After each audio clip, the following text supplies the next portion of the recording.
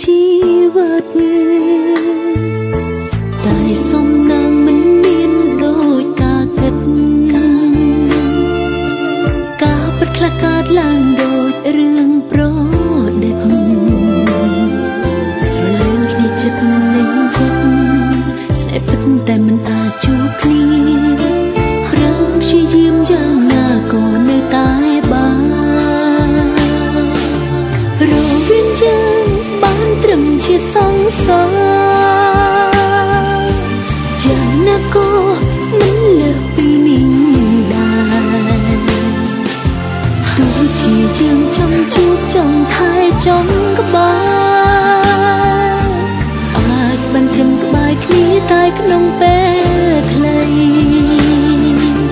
ស្រឡាញ់ខ្លាំងក៏ត្រឹមជាសង្សារសិតរៀបការបានទៅអ្នកដទៃស្រឡាញ់គ្នាចុងក្រោយសល់ត្រឹមអាឡ័យគ្មានថ្ងៃអូនបានធ្វើប្រពន្ធបងទេ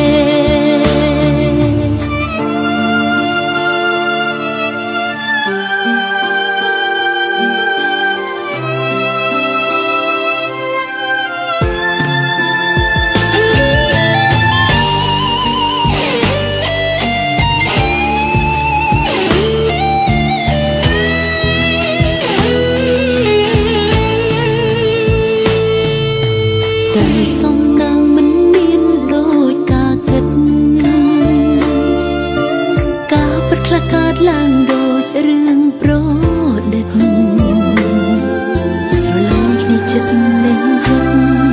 ស្នេហ៍ពិតតែមិនអាចជួបគ្នាព្រមព្យាយាមយ៉ាងណាក៏នៅតែបានរវាងយើងបានត្រឹមជាសង្សារយ៉ាងណាក៏មិនលើសពីនេះដែរទោះជាយើងចង់ជួបចង់ថែចង់ក្បែរអាចបានត្រឹមក្បែរគ្នាតែក្នុងពេលខ្លីស្រឡាញ់ខ្លាំងក៏ត្រឹមជាសង្សារសិតរៀបការបានទៅអ្នកដទៃ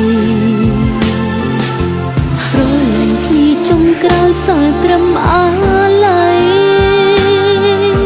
គ្មានថ្ងៃអូនបានធ្វើប្រពន្ធបងទេ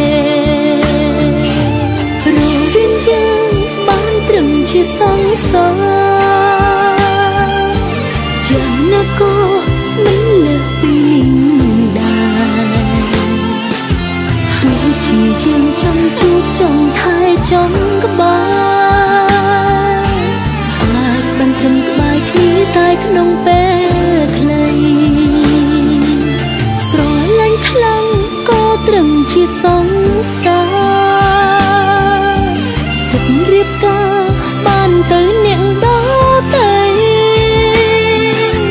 ស្រឡាញ់គ្នាចុងក្រោយសល់ត្រឹមអា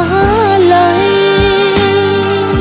គ្មានថ្ងៃអូនបានធ្វើប្រពន្ធបងទេ